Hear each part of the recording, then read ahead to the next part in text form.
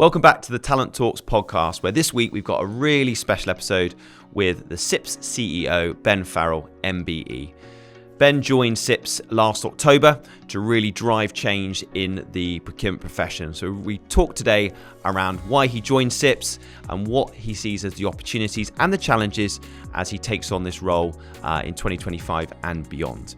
We also talk about Ben's previous career, both starting the British Army, where he served for over 23 years, as well as operating across various different senior leadership roles at John Lewis Partnerships. We also talk about Ben's charity work, including being the chair of governors at the Invictus Games, and we talk around the learns that he's made in his career from the army into the private sector and now into the world of procurement. Lots to get through, and I really hope you enjoy today's episode. Well, Ben Farrell, MBE, great to have you on the Talent Talks podcast. Thank you so much for joining me. My pleasure. Great to be here. Thank you. So where do we start with your long esteemed career? So I was having a look on the train this morning, looking at your profile and background. So are we okay to start in your early career? Of course, yeah. Wherever you want to start. How you joined the British Army and your sort of journey into that sort of world? Funnily enough, for whatever reason, that was perhaps because my father was in the army that I was always interested. So from about 14 or 15 years old, I had a burning desire to be a soldier, and I was very motivated. So went through school, always thinking, about joining the army. I was sort of persuaded to go to university. Okay. And then the army sponsored me to go through university, and then I went to the Royal Military Academy, Sandhurst, after that, and went through officer training immediately after university. And my first job was in Berlin. I mean, so long ago. It was the end of the Cold War. Wow. And the Berlin Wall had just come down. Such an interesting time, extraordinary time. And so, I remember... do you remember Pink Floyd had a big concert on the Wall? Yes. And they played the Wall, obviously. And we were there at the time.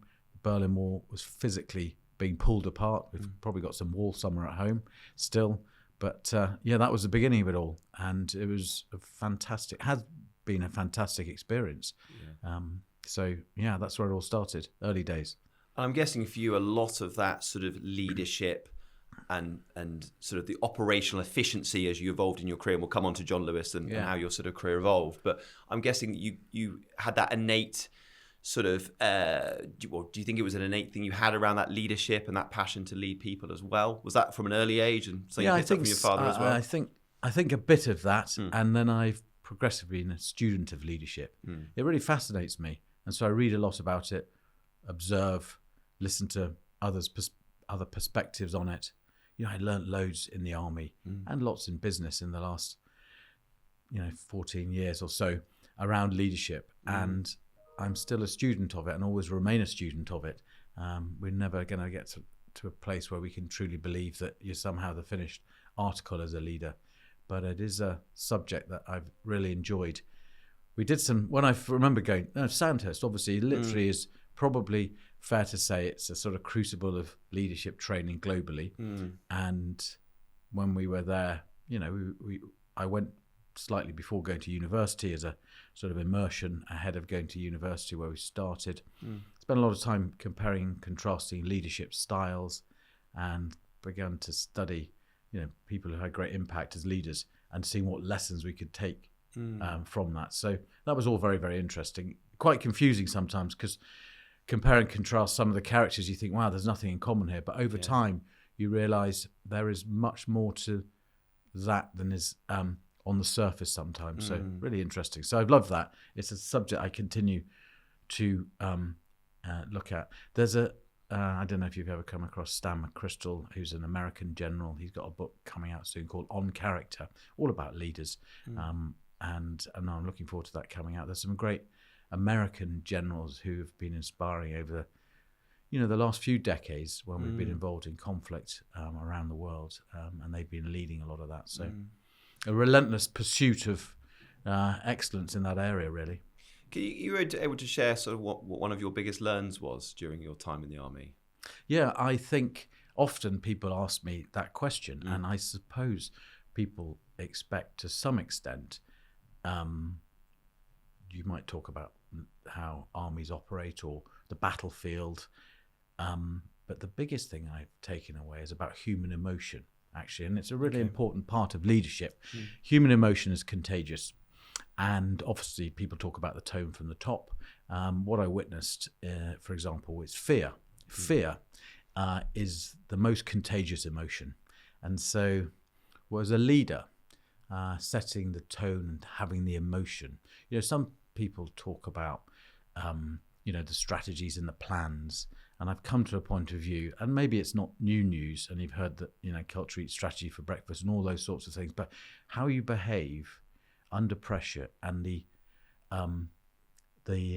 emotion you give off literally will define how successful your organization is. And you've got to be conscious of that. So I'm very, very conscious of that. And I've seen it where it's been highly impressive. I was in Afghanistan, and I was in Kabul, and there's a daily briefing one day, and there's the American general, hugely impressive individual, David Petraeus, and it was a very difficult time there, tough time in the campaign. There's a briefing. He received a briefing of what was happening across the country every morning, and one morning he was like, General, we've accidentally bombed a wedding party. The President of the United States is on the telephone, wants to speak to you about this. There was a list of horror stories that morning. I mean, things that were so grim that he had to deal with. And he didn't flinch. And he said to the guy, thank you for allowing me to use my full range of emotions this morning.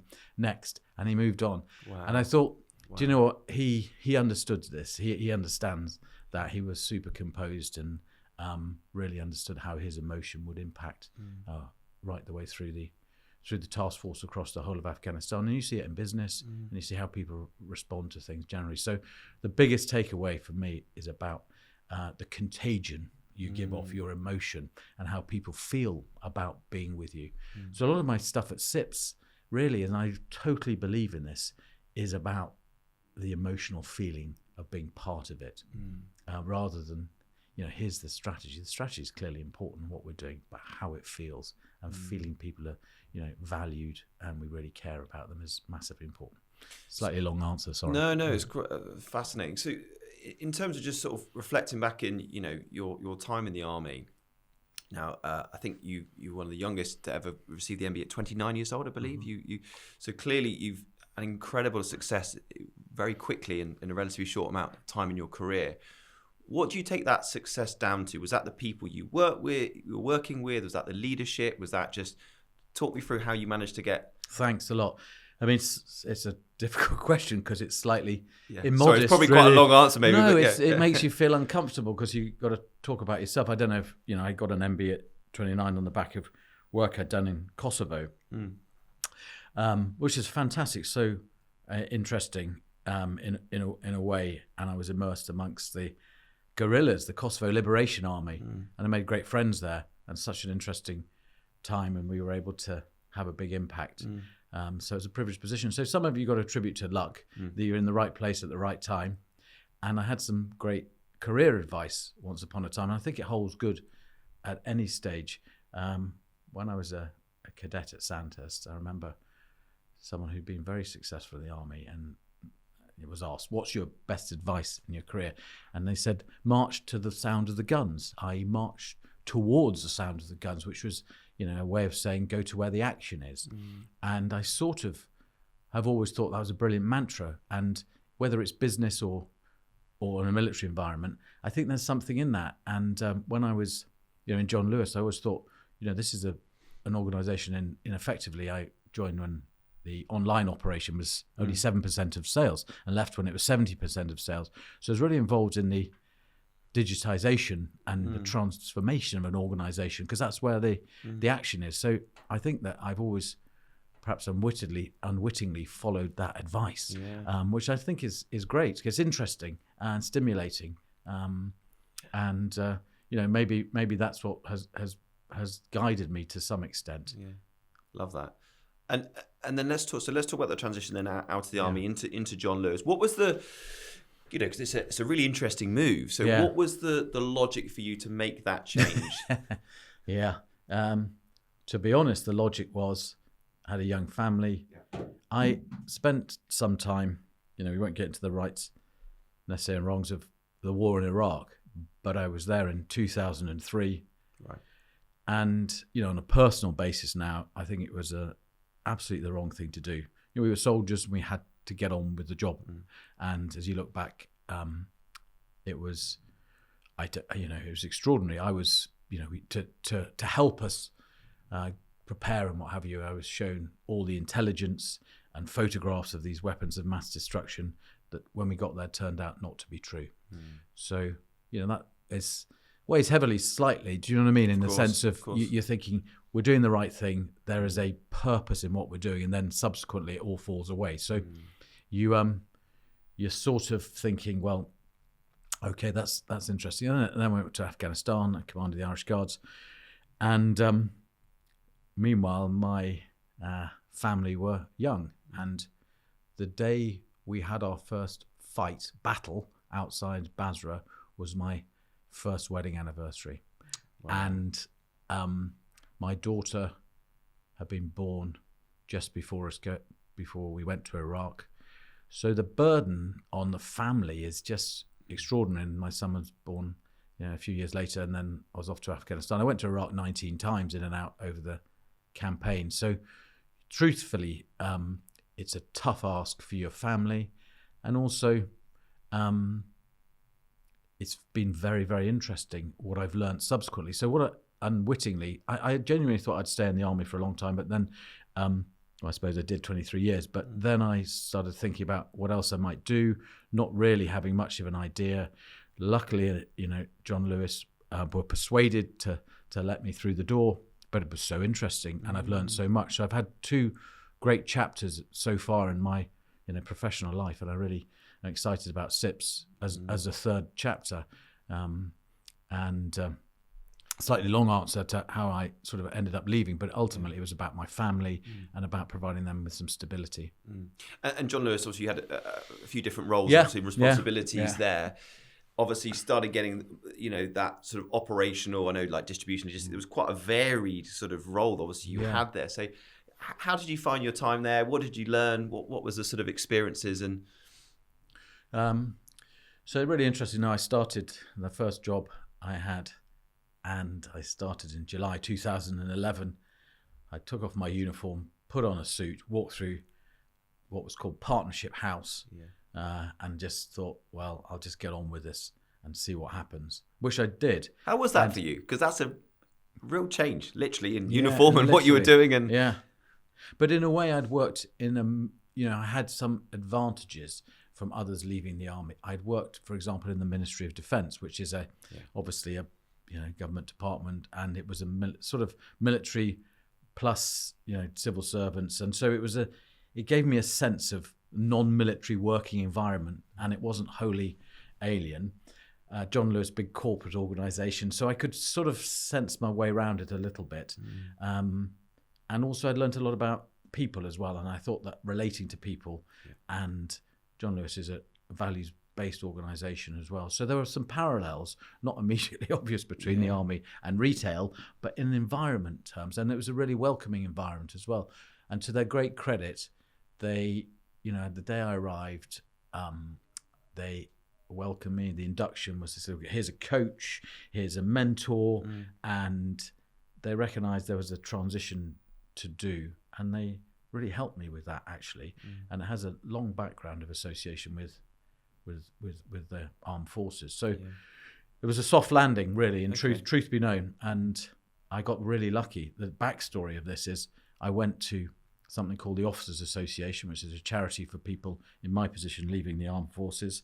And whilst I was waiting for the career coach to give me some guidance to what it would be like to find a job outside the military, in front of me on the coffee table was the reports and accounts of the John Lewis partnership. So I picked them up and started reading them. Anyway, ages later, the coach arrived and we had a conversation. This is how you write a CV. This is how you do an interview. No clue how to do any of that. Obviously, 20 plus years as a soldier, you just have no clue. Anyway, 3 weeks later, a headhunter phoned me and said, there's a job at the John Lewis partnership. I think you should think about. So I said, oh, that's amazing. Thank you very much. Anyway, they'd like to talk to you. So I went along and I met the finance director and I said, do you know what a piece of serendipity. I was looking at the reports and accounts the other day, and she said to me, what do you think of them? So I, not really, to be honest, having much of a clue or a benchmark, I said they looked amazing, fabulously clear. I really enjoyed them and learned a lot. She said, oh, such a relief. It's my first reports and accounts I've ever written and published them. So, and we got off to a flying start. Yeah. She then spoke to me for 55 minutes of my interview, and at the end of it said, well, would you like a job? So I said, yes, please. Thank you very much. So it all was mostly on good luck. But it was that's how I ended up there. Yeah. So let's talk about your role now, CEO of CIPS. You joined last October. What's been your sort of first impression in the first 7 months leading that? Been so interesting. I've loved my first few months.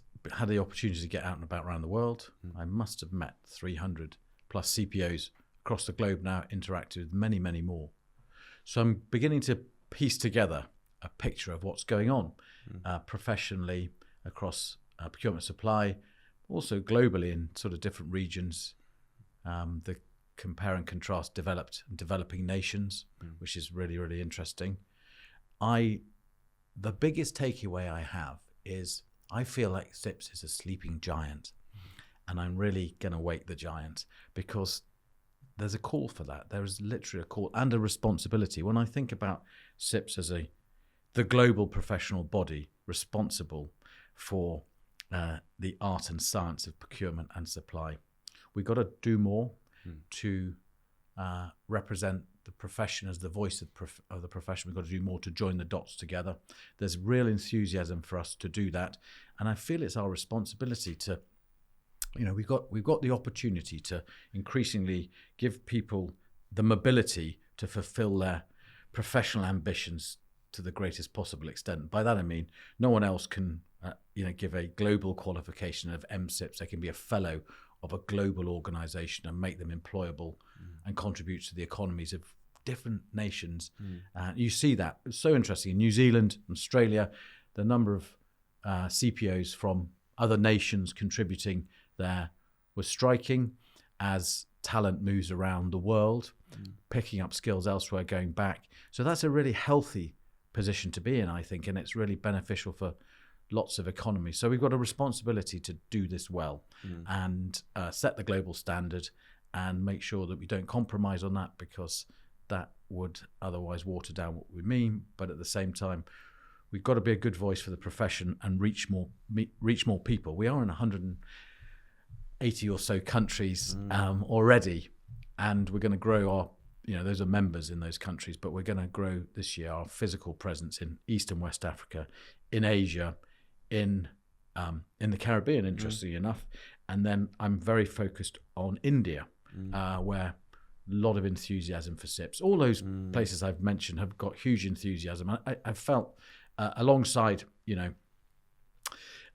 everything else, the enthusiasm for us to be in these places is overwhelming. It's really interesting. And you talked about sort of off air before around some of the work happening in Saudi, and you were saying about the pace of the growth, the infrastructure there is incredible. What that must be. And I know they're working really close with CIPS as well. I've had a opportunity to spend a bit of time now in the Middle East region, which I've loved. I've had a chance to visit Saudi twice, and I had never been there before. And you go to this nation and you find pride, ambition, energy. It's so powerful, and you get fired up by it yourself. And then there's the procurement profession there. Sometimes I've been around and I hear it less now. People saying to me, how do I get a seat at the table? And I think, in a way, I find that such a depressing question. But you see in Saudi, they are not only got the seat at the table, they're leading these great innovations you see in Qiddiya and NEOM and Red Sea Global, playing a massive part in the future of that country. So that's really interesting. And I think, the reality is, of course, their political backdrop is very different from elsewhere. Equally, on the other hand, I went to New Zealand and found the really good people in Auckland Transport saying to me, they have a new government every 3 years. So they're planning, the public sector there plans And as soon as we've got a plan in place to get a new government, it's all change, and spending priorities look a bit different. So the context with which procurement in the public sector takes place really is important, and managing that is tricky. So there are some different parts of context that play a big part. But what I've seen in the Middle East is awesome. I love it, and it's so impressive. Does that because I guess for me, my experience of CIPS, particularly from a UK perspective, has been over the years, and I think I'm okay to say this to you, but it's become a bit stale prior to you joining it, and a little bit. I think the perception for a lot of CPOs I talk to is on a graduate level, some great literature there, some great education around you going through your levels of CIPS into your MSIPs, and a lot around negotiations. Some of that core procurement offering is great. Yeah. But as you evolve, it almost becomes a little bit of a tick box. Obviously, you're trying to sort of synergize it on a global level and translate the great stuff happening, for example, in Middle East over to UK and into Europe and other parts. So do you see that as your greatest challenge? Or I'd love to sort of hear what those challenges are for you. Because so good. This is, back to the opportunity we have now to wake the giant. Yeah. There are 3 shifts that I talk about, shifts in CIPS that we're now doing. The first is to be extrovert and inclusive, the voice of the profession, talk with professional bodies in countries. We've just got a partnership with NISCL in Canada. There'll be other professional bodies with whom we should tie in, work in partnership to share knowledge and collectively develop the very best practice everywhere around the world. And of course, going back to my point about CIPS being able to provide global qualifications for people to make them mobile and contribute to the global economy. So that's, an important shift. The second bit is to be obsessed by our members and saying, we need to have a value proposition that says, the CPOs who might rightly say to that, do you know what, I think it's a qualifying body, because what they're really saying is great to have a qualification. And by the way, we're just about to publish the professional register, which has so many good things like a digital certificate you download on your social media. But there's loads of exciting things going on, because I think in a serious profession, you need a serious register of professionals. But alongside that, we're going to do something which we're calling being a partner throughout your career. So if you just saw CIPS as a qualifying body, MSIPS, and then some people stay and are members, we want to be much more relevant to everybody's stage of life. So we're going to revise our membership model to be inclusive, to attract many more people, perhaps at a lower barrier to entry, in different categories. So we want to work much more with education providers, people who are thinking of a change of career, who might be interested perhaps in some micro qualifications, credentials to start their career out. So we want to show up, for example, it's not quite right because not everybody will fit this pattern, but imagine you're 18 and you're thinking of a career. We're going to do much more to help people understand the opportunity of procurement and supply. I've traveled the world and met so many people now who've said they've loved their career in procurement. Well, they stay in it. That's such a good point, because I always say to guests when I come on and we talk to people, the irony of it is that at the start, procurement people I meet, they don't tend to exit. Once they're in the profession, the retention rate is exceptional compared to other industry sectors. And I think it's sort of those hidden gems, that level of enjoyment. So our job is to sort of share that and pass the bug on to everybody at the earliest possible opportunity. So we're going to get louder as the voice of the profession at the entry stage. So I want to create an environment where we go from 18 to CEO and beyond. So I always say that, look at Tim Cook, procurement, supply chain guy, leading Apple. There are others in Alibaba or any of these global organizations now, because the nature of business today is increasingly relevant to the skills that procurement supply chain people have. And I really believe that. And I can see that popping up all over the world. And we could go into detail of that. So the job now is the shift that CIPS is going to make is from being arguably, and I say this just to describe it in a better way, a narrow proposition, which is we can qualify you to show your competency and you're in a network and you can do your CPD, to being a partner throughout your life. And I know that we need to give value to every stage of that. So the way we have just transformed ourselves structurally as CIPS, we've been through a whole period now of restructuring, just came out of that last week. We are structured now behind the notion of providing value in each one of those categories. Those are pre-qualification, those people are interested, the people qualifying, and then the people who are members. And the stuff we're doing in there, just to bring that to life, might be things like, we're developing this really exciting course with the inspirational group called CPO to CEO to bridge the gap. We're now working with some educational institutions in the UK to help with T-level, pre-A-level equivalents at schools. So we want to show up in every part of a career now. Because that's really key, isn't it? Yeah. Because I think before, from a marketing of the profession, people you hear about the rhetoric all the time. People saying, I fell into procurement. I didn't realize it. I joined a corporate business or whatever it may be. And then I was working closely with procurement on a project, found it really interesting, joined, and then, as you say, you remain. So I think it's about the marketing at the entry level. That's great to hear. And I just, put that in context. So we want to show up through everybody's professional lives, all the parts. They can lean on CIPS and say, I'm growing, I've got a great network, I've got great knowledge.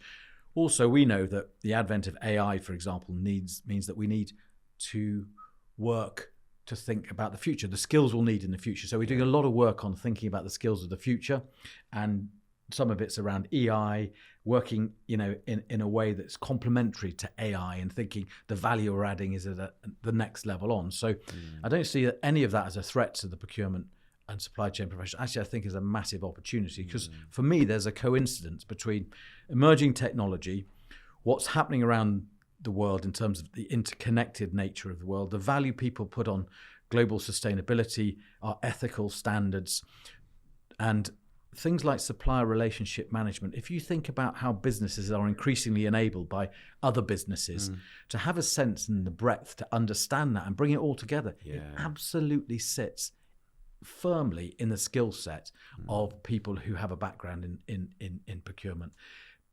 So I'm just saying to everybody, one of the reasons I was keen to join CIPS when I thought more about it was because I honestly believe for professional bodies, the question you've got to always ask yourself, I think, is, are we relevant?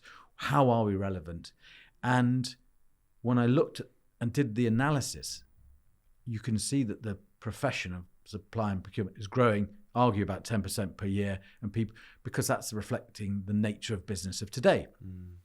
And so it couldn't be a more relevant time for us to say, this profession, everyone should have great confidence in what they're doing, and we need to do more to show up in every way in business, public, private sector, and every part of the economy.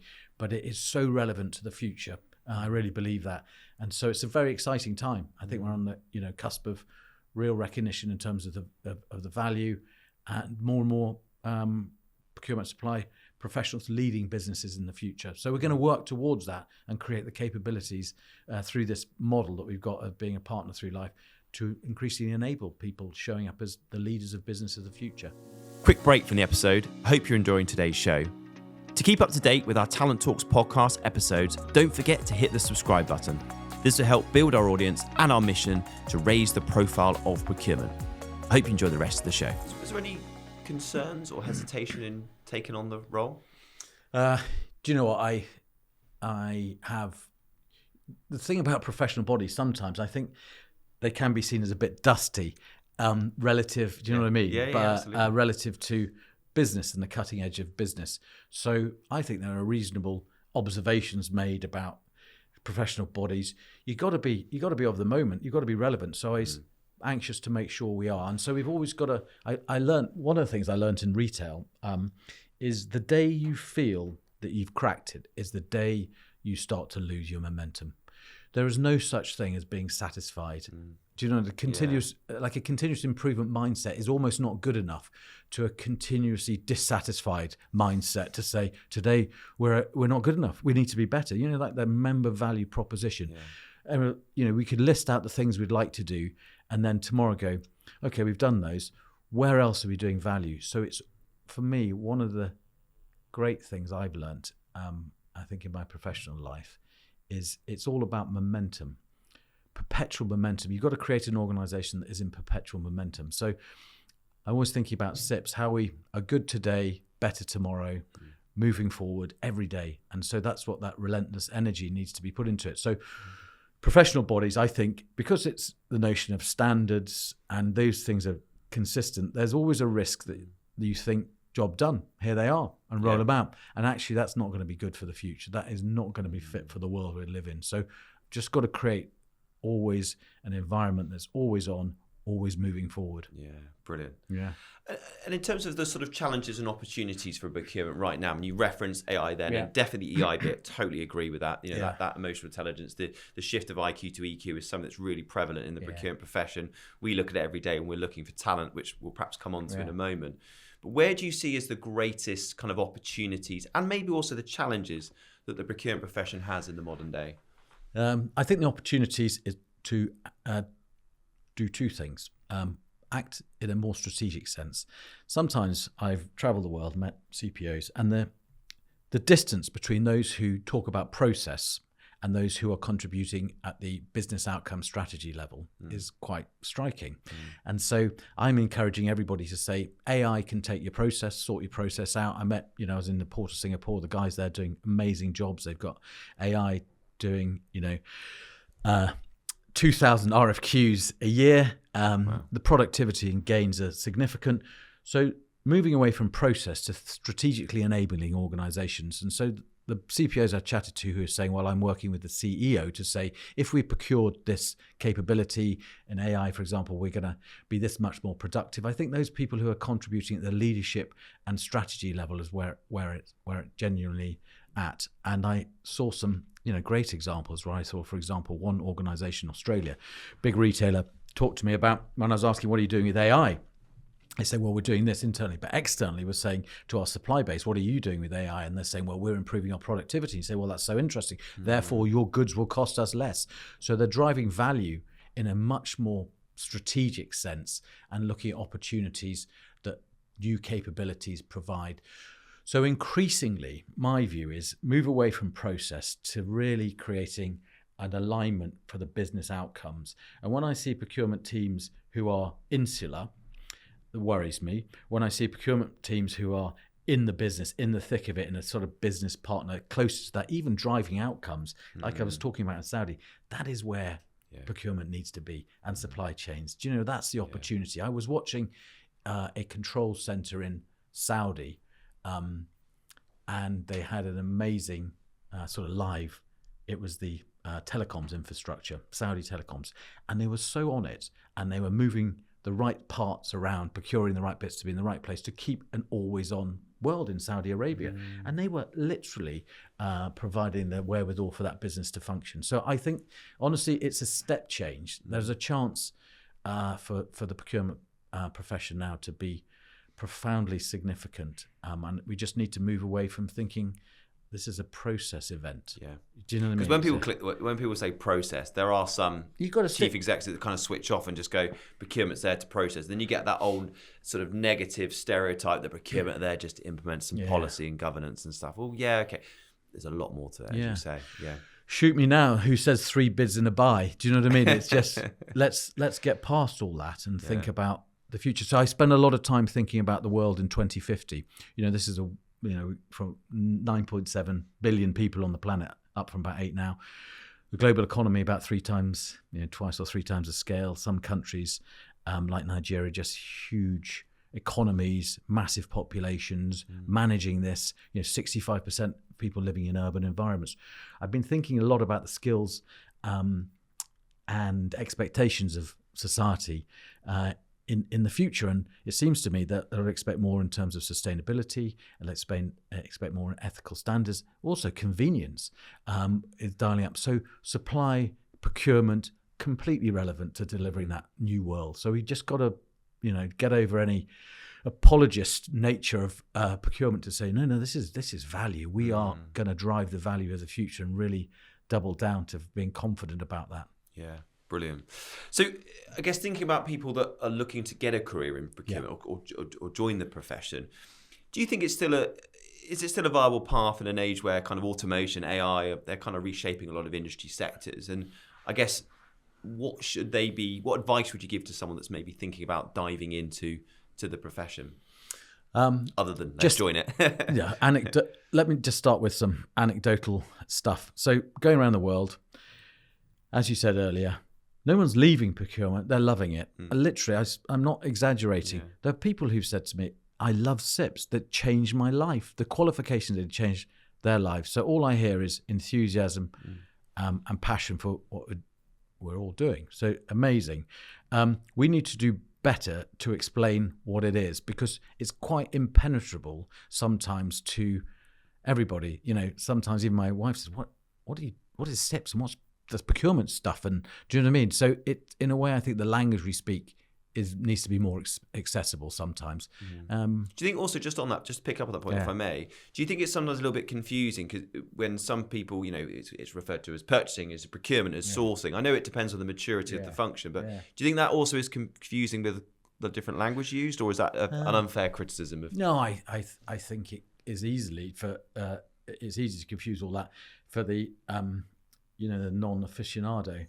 You need to understand it, don't you? So. Yeah. For sure. So we've got to get past all of that, and unhelpfully possibly, but maybe helpfully, I've been thinking about the future world I was talking about, 2050, and the blend between, much more precise demand in manufacturing terms, and because of the technology making, demand management much more precise, therefore manufacturing much more precise, blending procurement in a much more precise way with supply in a much more precise way. I'm thinking, is there a new terminology that we could be talking about what this team does? Yeah. And you could get all those bits, and it's got a sustainable element, clearly, and all those sorts. So it's been much on my mind. I'm yet to find the solution of how we evolve the description or make it more, understandable in that way. But I do take that point, and it is described differently in different parts of the world. Yeah. Maybe find that more, because you're trying to have a nice synergy on a global level with procurement, and so most places are now talk in terms of procurement. I suppose I say that when I talk to people in procurement. So it's rather the wider environment, and I'm conscious that I can talk to those in procurement, and we can get real momentum there. But I need to talk to the CEOs and others leaders to explain what's going on and to draw it all together. So I've been so interested the tariffs, and I was going to ask. just there's one bit I wanted just to talk about that, because rather like the global markets, and this morning they're saying if China offloads some of the US bonds, that the impact on the US economy is really profound in the global economy. And the same logic has struck me about global supply chains, that they transcend any national borders. So at the moment, there's almost like this great network of global supply and procurement going on. And yet the way government structures, they take unilateral decisions, as you've seen recently, and the world no longer works like that. It has moved past commerce, economy, supply, markets away. They're operating way out of, at a level that, frankly, if national governments are almost, they're not irrelevant because you can see the impact they've had. But unless you understand that, you are going to trip yourself into what's going on at the moment. So it's really interesting. Do you think that stresses more emphasis on supply chain resilience now, with all the geopolitical landscape and all the volatility we're seeing in the world? Do you think that's become even more? I mean, we saw it with COVID and the resilience needed, and quite a lot of companies were localizing their supply chain while there was everything going on in the world. But do you think, has that become more important, do you think, with that? Yeah, totally. So we saw what happened at Heathrow. So critical national infrastructure. And then as I look around the world, some of the ports, 3 or 4 ports in the world where most of the global traffic is offloaded, unloaded for forward movement. So there are some nodes, and there's great global supply that disrupted have a massive ripple effect. Even we know about the Suez was jammed and all that sort of stuff. I remember at the time working in John Lewis and Waitrose, and we always laughed. There was some Australian white wine. I think Australian Chardonnay was going destined for Waitrose. We had a couple of containers jammed in the Suez. So it was a crisis. There was a crisis at the time. But you can see this world that we live in is an impact somewhere has a ripple effect around the globe now. we're not really thinking about that yet, and there's no real forum to think about that because of the way we're structured, with national boundaries and the like. So I think at some stage, thinking globally will become more and more important. And the point about resilience, until such time, we need to have resilient national positions on lots of this. And I'm going to do a bit of work just to demonstrate, to be able to describe more clearly the nodes around the world that have such an impact on other nations, and how we need to have a sort of more diversified network of supply in order not to be completely hamstrung when one thing goes wrong. Do you know what I mean? Yeah, that's the challenge. Yeah, with certain things, and then if there's an issue with that supply or that nation, it then stops and prevents that supply chain flow, doesn't it? Yeah. Even in COVID, do you remember when we were in the thick of it, and some of the containers, there was a lack of containers at one port, and that's how tightly wound the global supply world is at the moment. It doesn't take much for it to... Really doesn't. Fragile and vulnerable. So it's a really good point. And the way we look at this needs to, I think, be very transparent to everybody. I mean, I think that recently everybody's learned so much about what's going on. Yeah. It almost goes back to my point about being so relevant today. And that's another piece of evidence to say what the CIPS members are doing, what procurement supply people are doing around the world is ever more relevant to a successful economy. Well, I was going to say, one would hope that from a procurement supply chain perspective, everything that's happening in the world at the moment will further emphasise the importance of procurement and the importance to engage it in the right way and collaborate and diversify supply chain, globalise it, all the good stuff that procurement are trying to do. No, I was looking at a lot of commentary yesterday, and the linkage between supply chains and what's going on with tariffs, so in everybody's minds, glaringly obvious, isn't it? Talking particularly about Vietnam, where some of the US manufacturers, Apple, Nike, Gap, Shuffle, all these manufacturers, big operations that they'd, by the way, moved from China a few years ago because of the tariffs. To these other places. 97% now Vietnam, wasn't it? Yeah, something amazing. They've paused it for now, but they've paused it, and I think that it's interesting that President Trump said the first nation that came to his mind when he was talking unwittingly, and it will be foremost, was Vietnam, because I'm sure that the only American businesses are saying, you can't seriously do this now. So this is the do you know my point about the misunderstanding of actually how global commerce is working, and there's a national perspective on it. Do you know what? Those days are gone. Yeah, agreed. Can I just ask a little bit, talk a bit about your other charity work and the things that you're involved in, because you're a busy man. So you're the chairman of the Invictus Games Foundation. That's something you're very passionate about. There's obviously that thread that's been through your career with your days in the army. So can we talk a little bit about that? It's clearly something close to your heart. Yeah. How do you balance that as well with your day job? Thanks a lot. Where to start on that? Yeah. So some years ago, I became involved with the Invictus Games Foundation, and that was through something that was set up called the Endeavour Fund, and that fund is to promote the recovery of wounded, injured and sick servicemen and women globally from all nations. And we started out, and the bit I'm really responsible, I chair the advisory board, which is amazing, really. What we do is not the games events themselves, because they tend to be outsourced, rather like the Olympics, whereas an organising committee somewhere in the world that sets up the games. And we're going to have one in Birmingham in 27, but there's a separate organisation, the organising committee doing that. But what we do is, between the games, continue the activity by helping provide support, mostly financial support, for the WIS community, wounded, injured and sick community around the world. Tend to come to us and say, we've got an amazing idea. We've got all these seriously injured veterans. They want to canoe down the Yukon River. They want to, parachute into the Himalayas. They want to do amazing things all over the world. So we were able to support that. Prince Harry is the patron and has been since he really set up the Invictus Games. So, that's amazing to do. And my involvement is, really a privileged position where I get to chair the board, and we get, each case is laid out in front of us and they've done an awful lot of work by the time it gets in front of the board. And largely it's about approving some money that helps these guys and girls. So it's actually amazing to be able to do it, and it's really a extraordinary thing.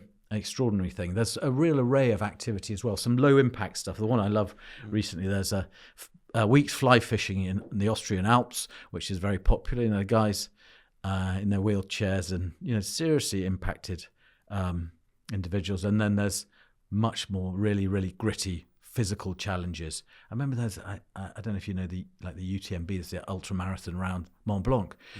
Guys doing some of that in their wheelchairs, extraordinary, Herculean efforts. They're always so inspiring. Yeah. Every single one of these adventures that you propose, I think, I'd like to do that. Yeah, amazing.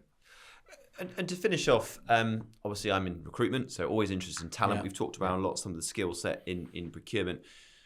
The word talent to you, what does that word mean for you, and how would you sort of define when you're looking at talented people? You've obviously worked with loads of incredibly talented people.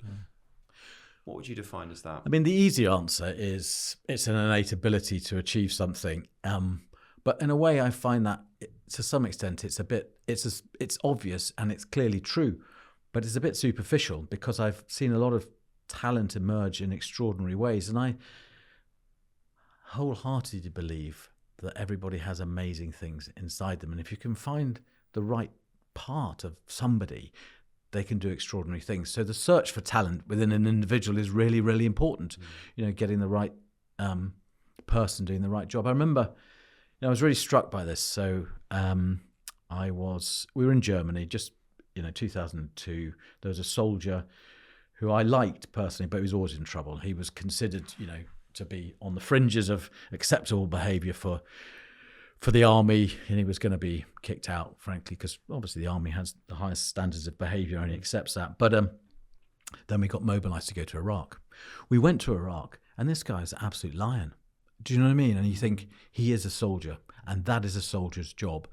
So sometimes you just got to think about it and apply the right talent in the right place to do the right job. Do you know what I mean? So I'm very, very thoughtful about what that all means.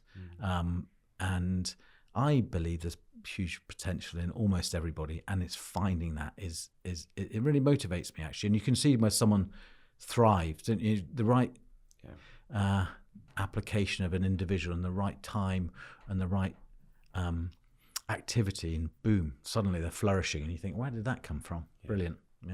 It's interesting though, isn't it? Yeah. Ben, thank you so much. Thank you for so generous with your time as well. I know you're a very busy individual at the moment, particularly with all the scope and the huge amount of work that you're doing with CIPS and everything else. So thank you. My pleasure. And I wish you the best of luck this year and beyond with CIPS. Really exciting times for the profession. Good luck with all the other charitable work and everything else that you're doing. Cool. And thanks again for joining me. My pleasure. Good to see you. Thanks a lot. Thank you. Wow. Well, what an incredible episode. I absolutely love speaking to Ben around his career, his background, coming from the army into John Lewis, the Invictus Games, and obviously now as the CEO of CIPS. I, for one, as a recruiter in the procurement professional, really excited around the changes and the plans that Ben has for the profession in 2025 and beyond. And I hope everyone really enjoyed the episode. I certainly did. Lots of advice, lots of useful tips and information and insight from Ben. So join us again with the Talent Talks podcast again soon. And as always, download and subscribe across all the different social media and podcast platforms. See you again soon. Take care.